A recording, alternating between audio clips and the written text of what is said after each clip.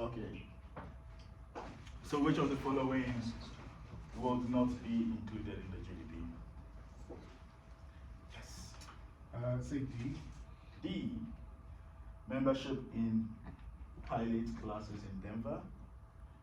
I have to say this. If you don't agree, let me know. This is a class where I want you guys to think, okay, to argue, and yeah.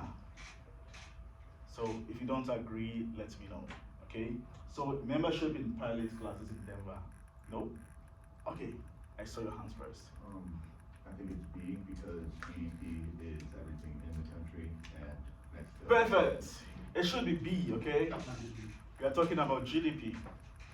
So GDP is anything that is produced in the country, United States, given by foreigners.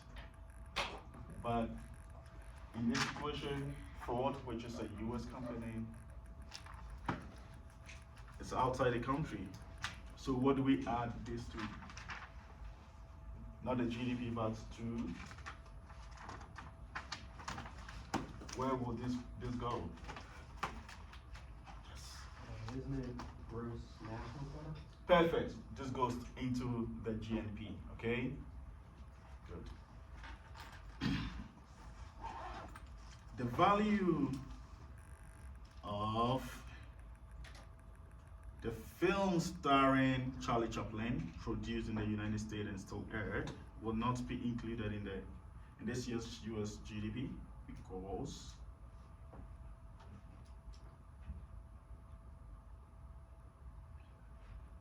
of what?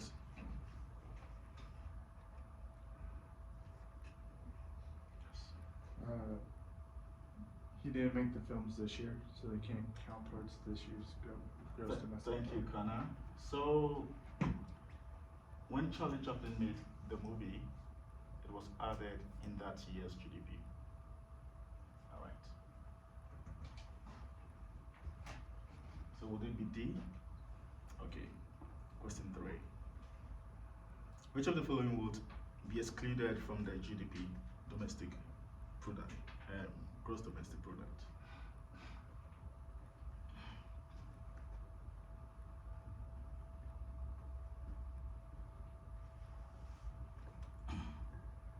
Will be excluded.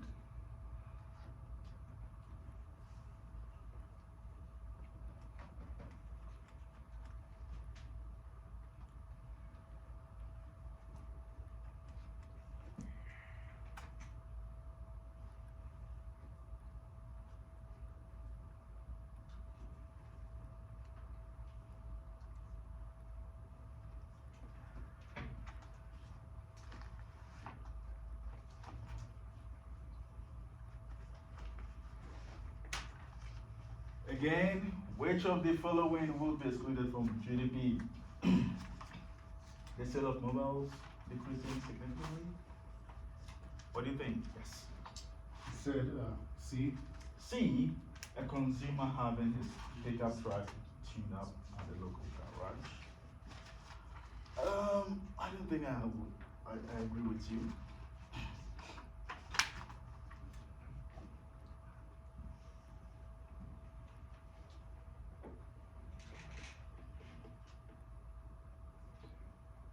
I don't think I agree with you because this guy is going to pay for the tune-up, okay, which is going to be included in the GDP. The tune-up can be a boost to the truck, which was bought and put in there, charged, so that should be part of the GDP. I think the government's reducing welfare benefits because that is included. That is a welfare benefit. That is anything that is given, any money that's given. Okay, it could be different forms that is given to people who have not really engaged in any kind of production. Okay. That's what I think. What do you think?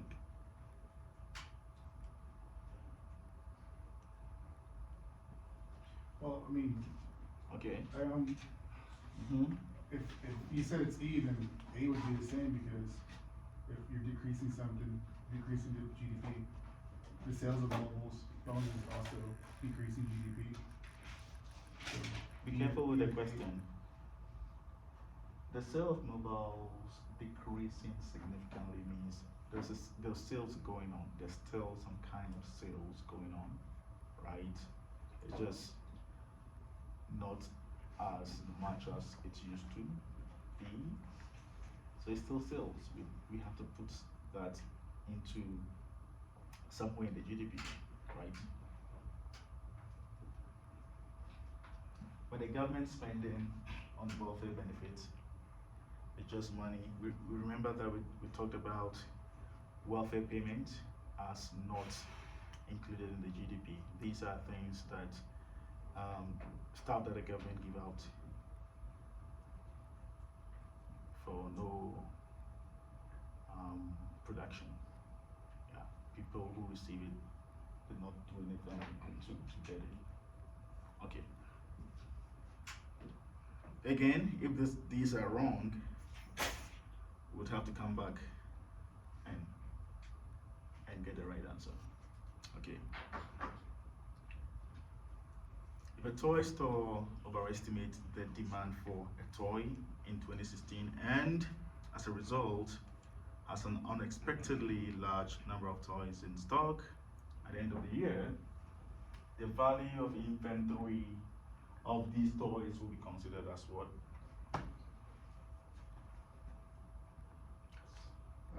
Investment in 2016.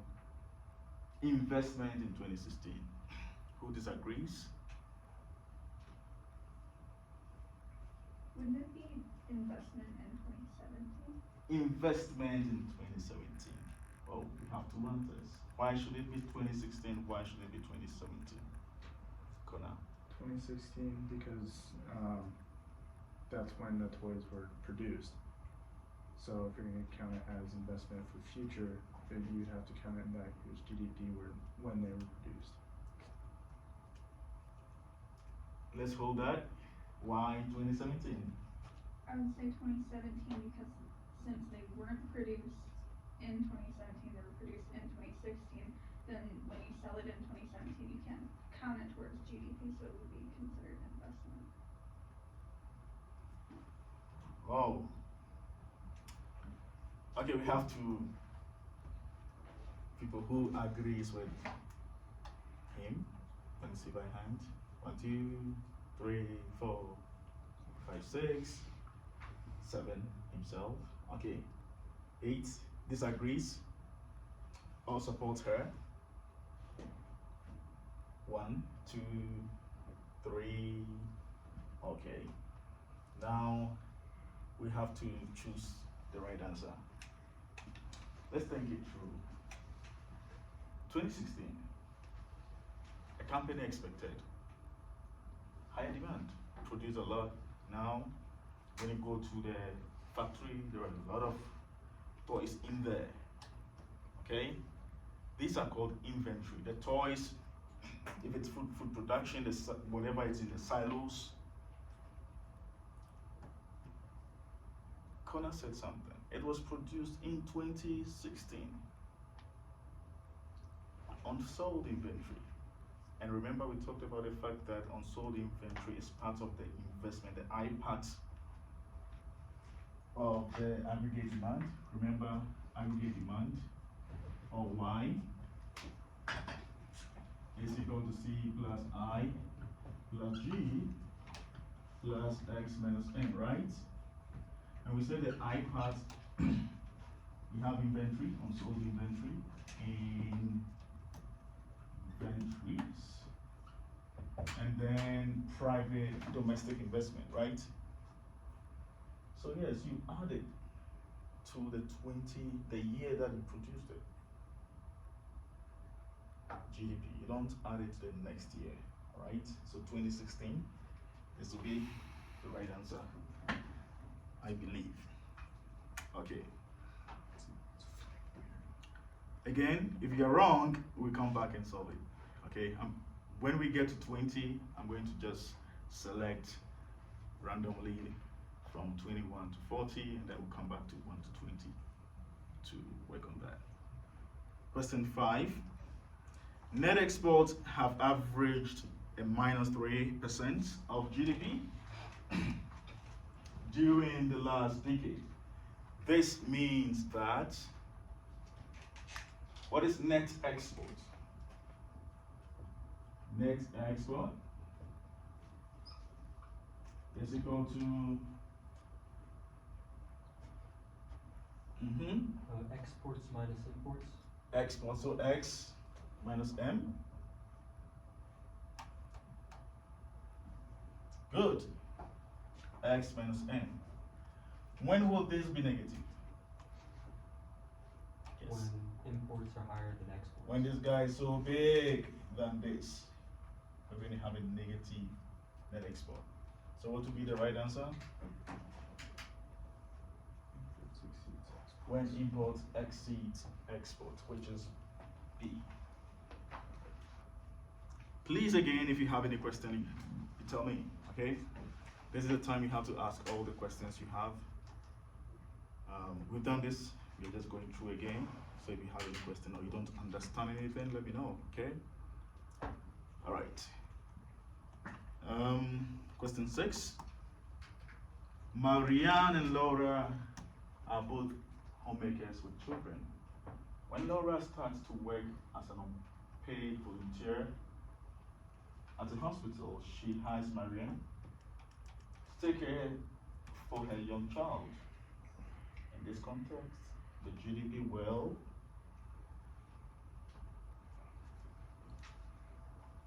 is it recording? Okay. Yep.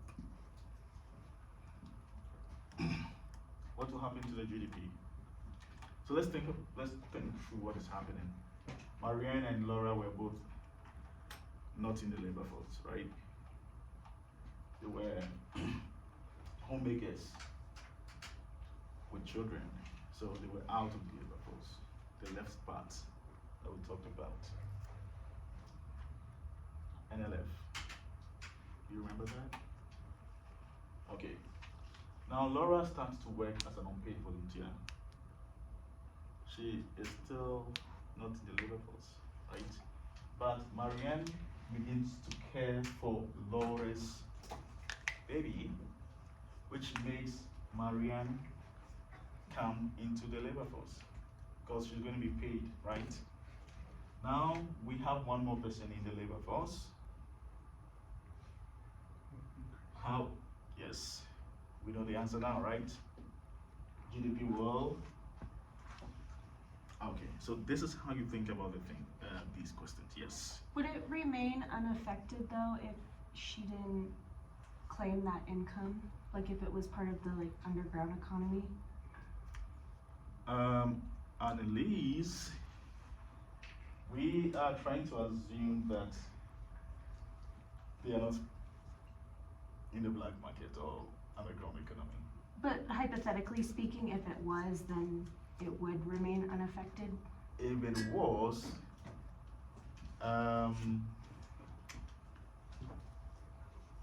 well, we can't account for that, so yes, it will be unaffected. Okay. Yes, that is one of the limitations of the computation of the GDP. Mm-hmm. Those who hide their income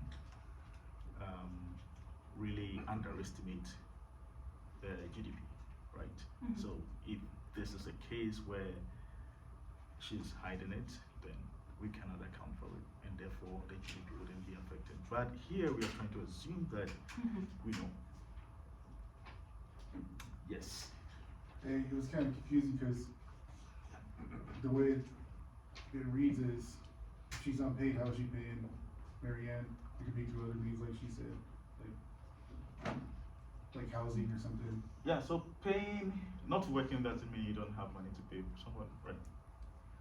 The fact that Laura started to work as an unpaid volunteer even should tell you that probably she has some money to pay for babies.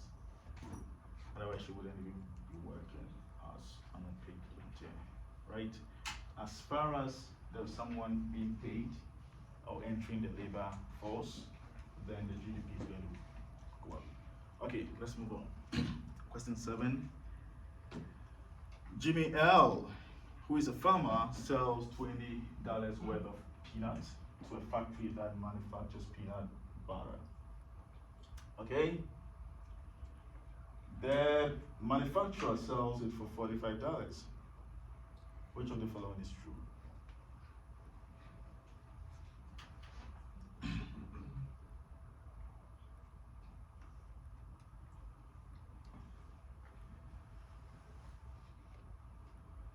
The total value added is $25. The total value added is $25. Who agrees?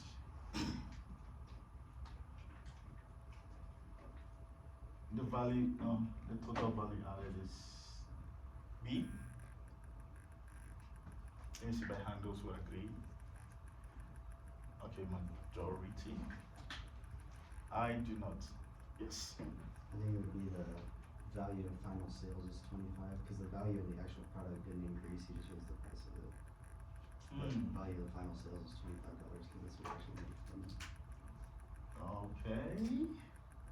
That is a good argument. Yes. I think the total value added is $45 because that was,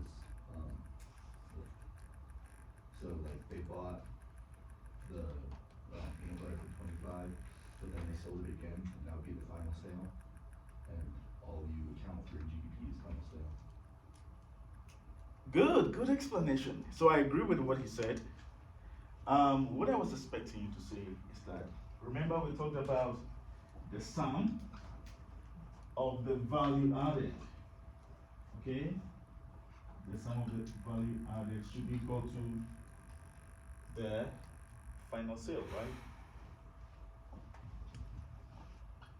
So the value, when you add all the value added up to the final value added, should be equal to how much is being sold in the market. So the right answer should be, the total value added is 45.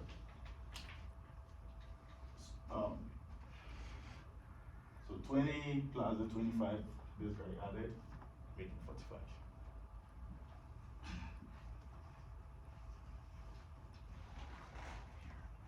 If you have any question, let me know. Any question? No question. Okay. One of the limitations of the national income accounting system is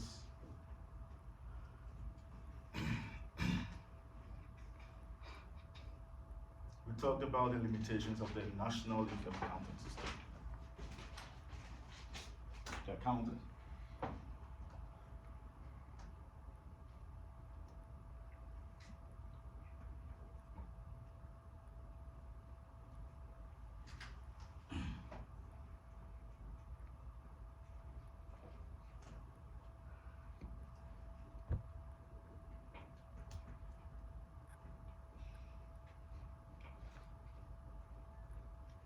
Would it be D, accurately measuring the value of leisure time? Okay. So, accurately measuring the value of leisure time. Do we even measure leisure time in the national income accounting? No. So let's cancel that out. We don't measure it. So that is out.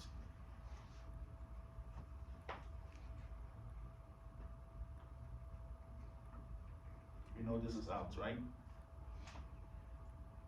We don't have to worry about that in the national income accounting.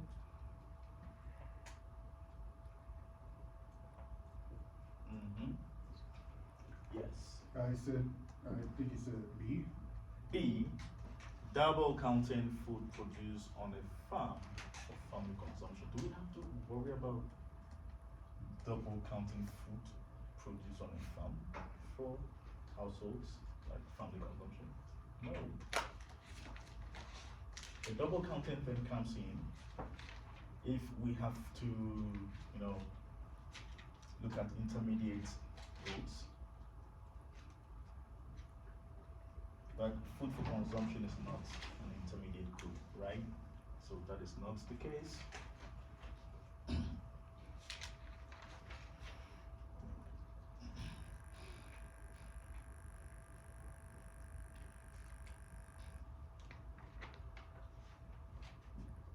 I think I will go for C. Valuing all outputs at its market price, regardless of its contribution to society's economic welfare. This sounds better, because that is what. Why would A be wrong then? Why would A be wrong? Yeah. Well, do we worry about negative externalities in the national income accounting, or do we talk about that? We don't, right? We don't have to worry about that. What we have to worry about is valuing all outputs. So this might be the right answer. Again, we'll come back again, okay? We'll come back. So I'll choose C. Valuing all output at its market prices, regardless of its contribution to society's economic welfare. And I think this definition here as a limitation might include this.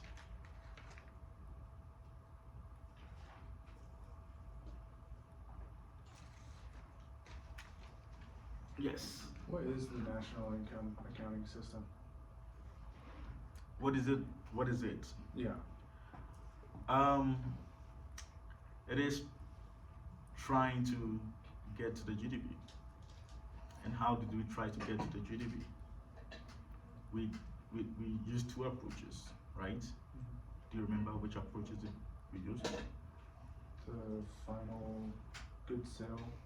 Okay, the final and then the value added. And to get to the GDP, we talked about two approaches. Again, from one side and then from the other guys. Which are the two? Do you remember?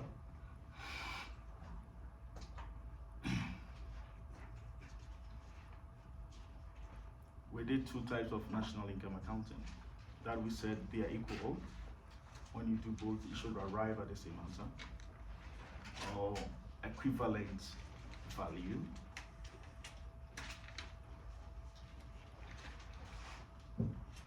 I approach and E approach. Do you remember? Do you remember the IE curve?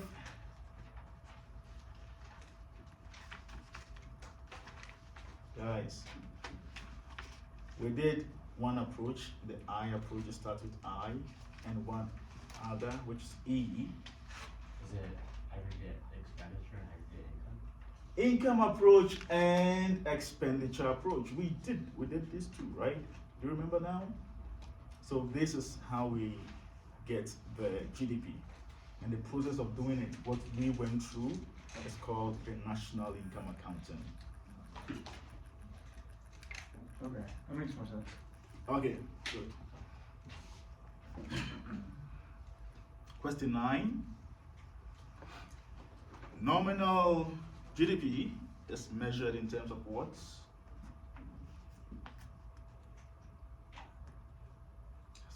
Current year's prices. Perfect.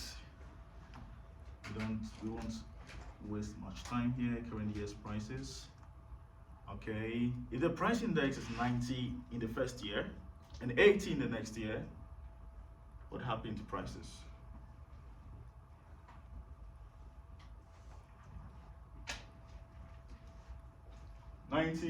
First year, the next year we go to 80. What happened to prices?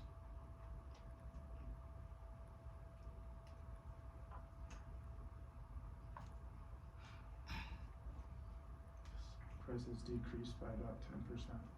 Prices decreased by about 10%. Okay. Agreed, everybody? Let me see by hand. By hand. 1, 2, 3, 4, 5, 6, 7, 8, 9. Agree? Okay. This is where you have to be very careful. This is where you have to be careful. You have to work. I know you know, but you have to work it out. Okay?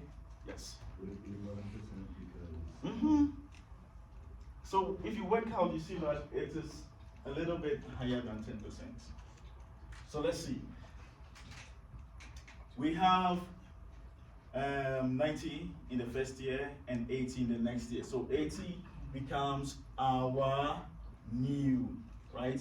So new minus old divided by old times 100. We want to find the percentage change, right? The new, what is the new here? 80. Old 90 divided by old times 100. Please do this calculation for me. Top here we have negative what? 10 divided by 90 times 100, which means we have negative 100 divided by 9, which is around 11.11%, negative 11.11%. So although you know if you don't take your time and put the pen on the paper, you may get it wrong. So prices decreased by about 11%.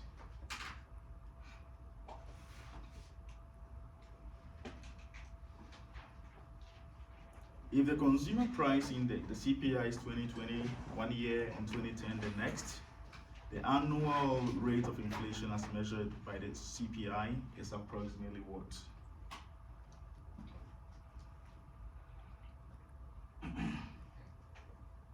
So again, we are looking at percentage changes, right? Inflation rate will be, let's do it together.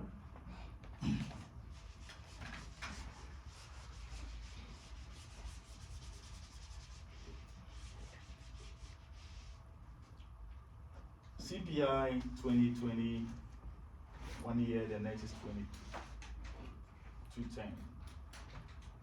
So we're going to have 210 minus what? 2020 or 220 divided by 220 times 100. This will be the percentage change in the CPI. What do we get from here? 210 minus 220 will be negative what? 10 divided by 220 times 100 on 2. Okay, let's cancel this. That. So we have negative, let's say 100 over 22. What do we get? 2 going and 20 go to 100. Is it 4? Negative 4.6, right?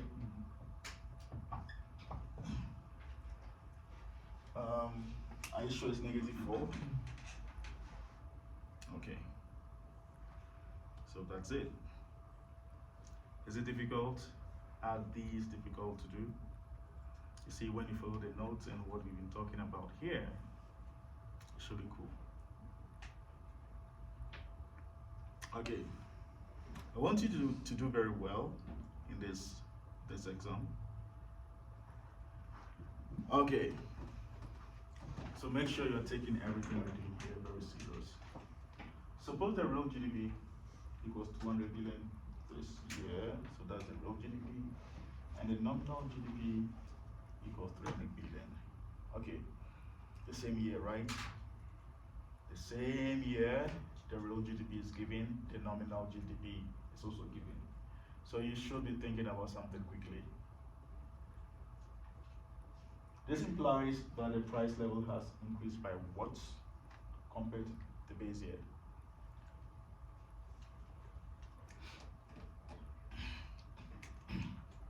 Sorry about that. I think we did exactly the same question in class. I said D. D. D is 33%. Okay. 33%. We have to work it out and see what I said represent. I'm not sure. Did you calculate it? I just saw that it was 300 and 200 and it was like 2/3. Oh, okay. Be careful. Careful here. You have to solve it. You have to. I know you guys are very smart, but you have to punch in the numbers. Sometimes it is just confusing. Okay. Let's see what I studied 3%. If it's 33%, we're good. GDP is 200 and nominal GDP is 300. So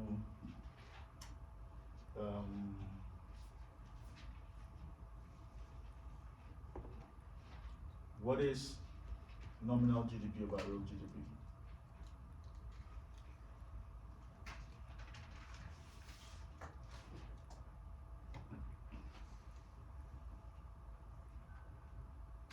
We can talk about it later, okay? So we have the nominal GDP over the real GDP. We can multiply that by 100 to find the percentage change. So what would this give us? What is the nominal GDP again? Is it 200? It's 300. 300, okay. 300 divided by 200 times 100. What? 150. 150. Okay. So we have 150%. That is how the CPI have increased. Remember, we are comparing this to the base year. Always the CPI in the base year is what? It's always 100%. So compared to the base year, the CPI have increased. The CPI has increased by 50%, which is the 150 minus the 100. Right?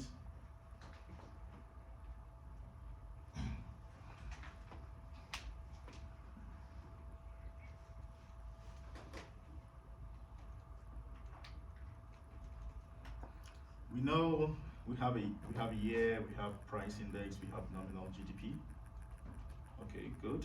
So what do they want? They want us to find the base year. What is the base year from this table? 2001. 2001. That's it. So that should be E.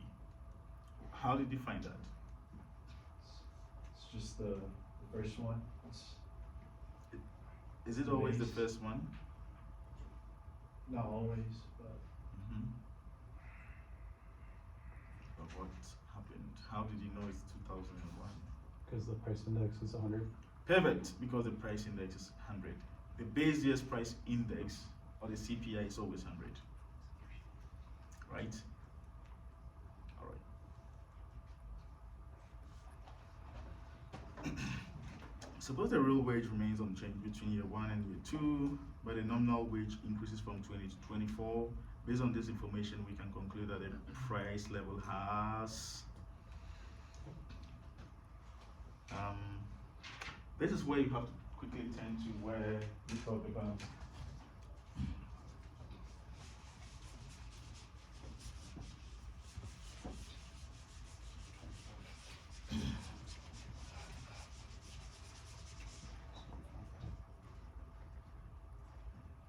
We know that the percentage change in real wages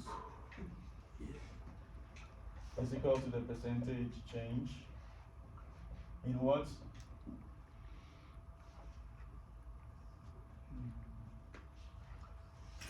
Nominal wages, right? Minus the inflation rate. Right? Okay. So in year 1, between year 1 and year 2, the real wage did not change. So we have 0 here. Equal to the nominal wage increased from 20 to 24. So the change in nominal wage is what? We can put the percentage change here from 20 to 24. So 24 minus 20 divided by 20 times 100 minus the inflation rate. Right? So if we are doing it right, inflation rate can come here. So we have inflation rates will be equal to whatever is here. So what is here?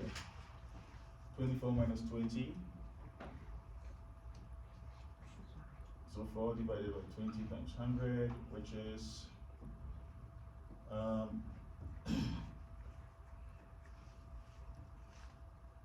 is it 20? Do we have 20? Okay. So we have 20%.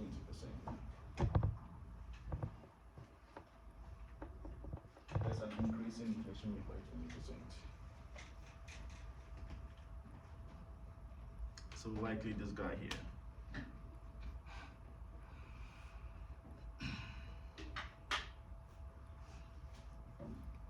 Suppose the price level increases by 5%. So prices are going up by 5%. The nominal wages of workers increased by 3% during the particular year. This implies that real wages has the same idea, right? So do that calculation and give me the answer. It's the same idea here. So price level inflation will be 5%. Nominal wage of workers 3%. So we're going to have 3 minus 5, which is what? Negative 2.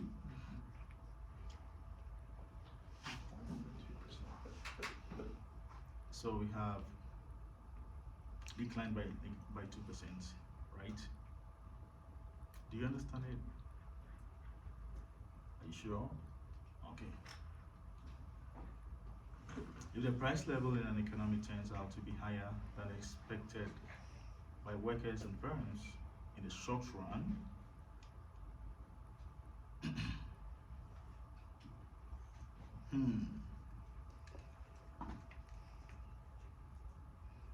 what do you think?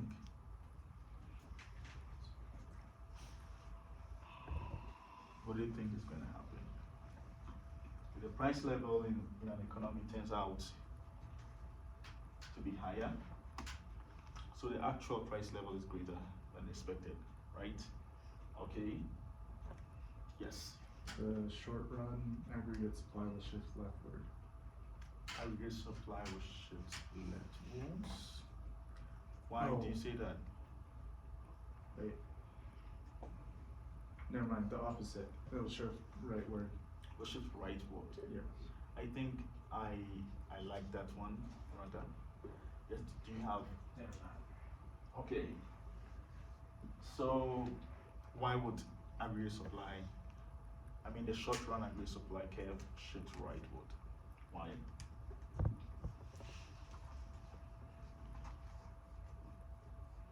Yes. Because you're paying your employees less, but your product or whatever you're selling, the price increases, so you're making more of a profit. Good. Remember that this is based on the fact that employers and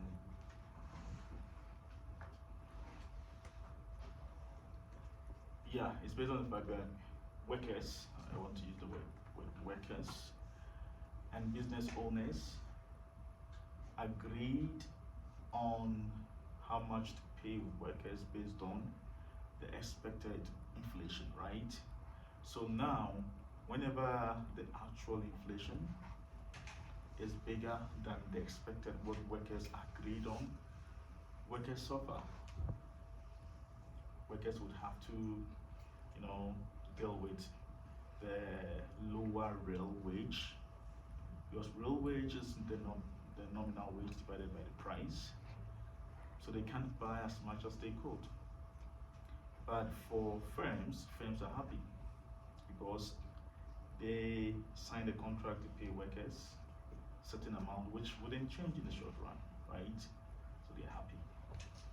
When they're happy, they produce more.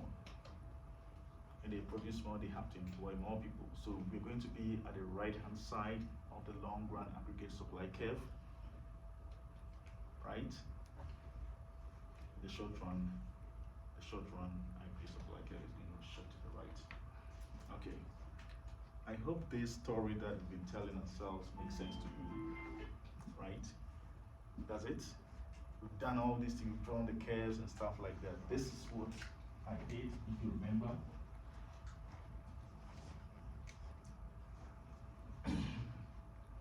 So this is what we are saying is going to shift to the right as a result of whatever happened here.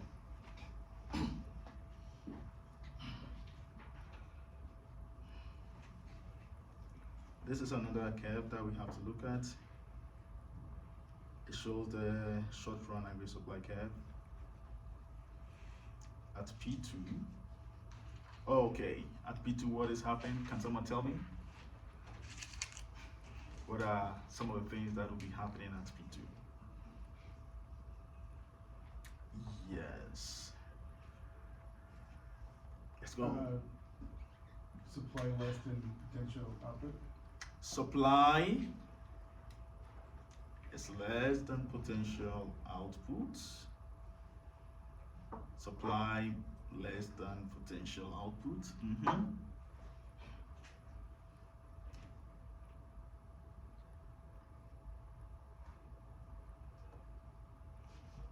Do you all agree? Do you all agree? If you don't, let me know.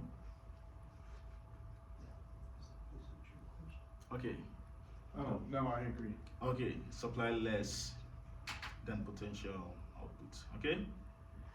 It is not complete, but it's understandable. Now, at Y2, what is happening?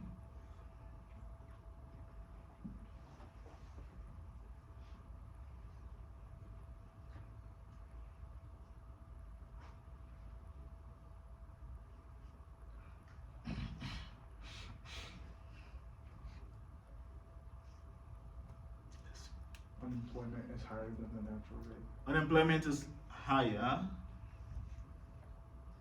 than the natural rate. Yes, we know that when we are at the left-hand side of the long run supply curve, then we have high unemployment, right? Compared to the natural rate of unemployment. Okay.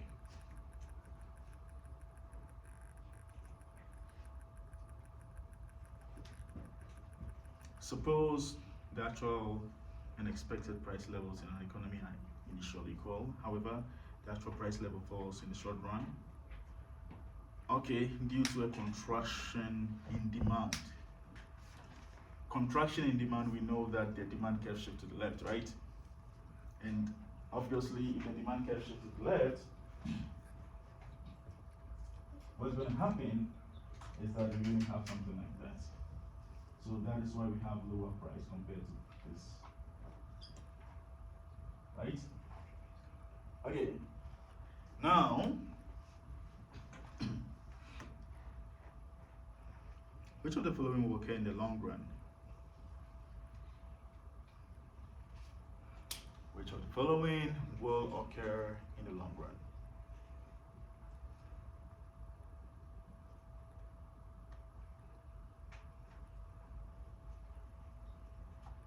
Why? Why would that happen?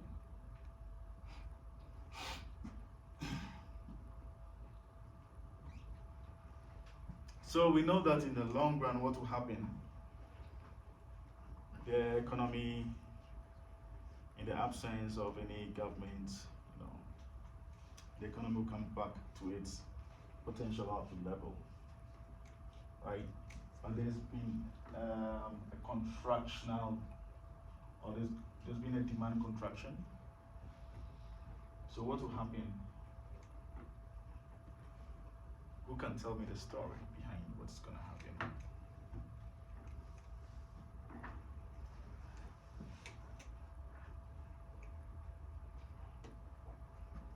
We are here now. High level of unemployment. Lower prices. What will happen? Is it ringing some bell? Yes. The short run aggregate supply will shift to the right. Good. The short run aggregate supply will shift to the right. That is the right answer. But why? What is the story behind it? Yes. Well, if there's lower demand, supply will. I just looked at the graph and saw where it would intersect. Yes, but why would the short run aggregate supply curve shift to the right? So we know this is the short run aggregate supply curve. So it's going to come back here, right? Somewhere here. And maybe lower prices will come back to the output level, the potential output level.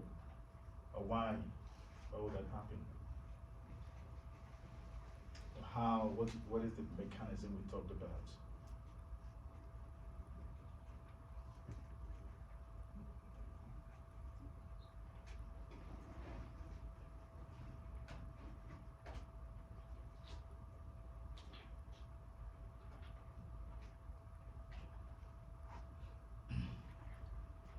So okay, we are here, initially we are somewhere here, the price was here because of the contractionary demand. Yeah, the demand contraction came a little bit with lower prices and lower output level. What will happen to workers if the prices are down and they are not employed? They'll start doing what? Prices are down, there's high unemployment rate in the economy, and when there's high unemployment rate in the economy, people would want to get a job. What would they be doing? Accepting lower wages. The what? Accepting lower wages. They'll be accepting lower wages. When they start accepting lower wages, the next thing that's going to happen is that, the cost of production is going to go low. Remember, lower wages means less cost of production for firms. So if less cost of production for firms will start increasing their supply until it reaches the potential output. Good? So that is the mechanism, right? We've talked about